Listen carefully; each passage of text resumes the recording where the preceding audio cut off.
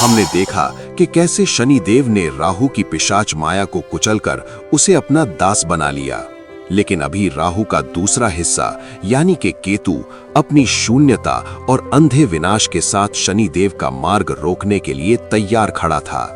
नमस्कार दोस्तों, एक बार फिर आपका स्वागत है पौराणिक पुराण में।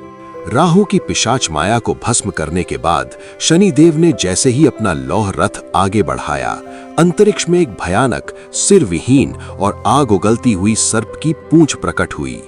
ये नवग्रहों का सबसे रहस्यमयी और वैरागी ग्रह केतु था। राहु के विपरीत केतु के पास ना आंखें हैं, ना मुख और ना ही कोई भौतिक इच्छा। वो केवल कटान, अलगाव, मोक्ष और अंधे विनाश का प्रतीक है। केतु ने बिना किसी भौतिक ध्वनि के अपनी भयंकर मानसिक तरंगों से शनिदेव को चुनौती दी। हे न्यायाधीश, तुमने मेरे मुख यानी राहु को इसलिए हरा दिया क्योंकि उसके भीतर एक भूख थी। जहां इच्छा है वहां तुम्हारा कर्म दंड चलता है। लेकिन मैं केतु हूं, मुझे कुछ नहीं चाहिए, मैं साक्षात शून्यता हूं।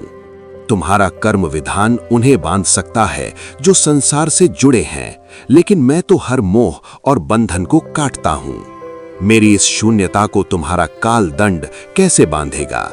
शनिदेव अत्यंत गंभीर हो गए क्योंकि केतु की शक्ति राहु से भी अधिक गहरी और रहस्यमयी थी।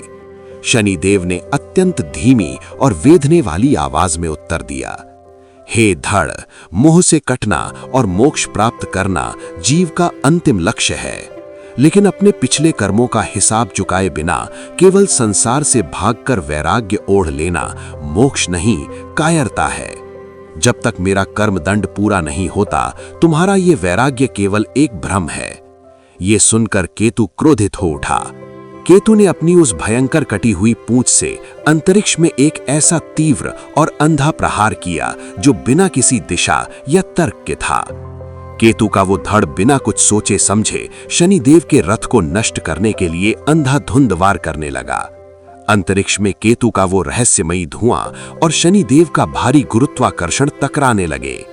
केतु का प्रहार इतना तीक्ष्ण था कि वो सीधे आत्मा के मोह को काट रहा था। शनिदेव जानते थे कि केतु को किसी भौतिक अस्त्र से नहीं हराया जा सकता, क्योंकि केतु के पास शरीर ही नहीं है। तब शनिदेव ने अपना काल चक्र उठाया और उसे एक अत्यंत धीमी गति से अंतरिक्ष में घुमा दिया।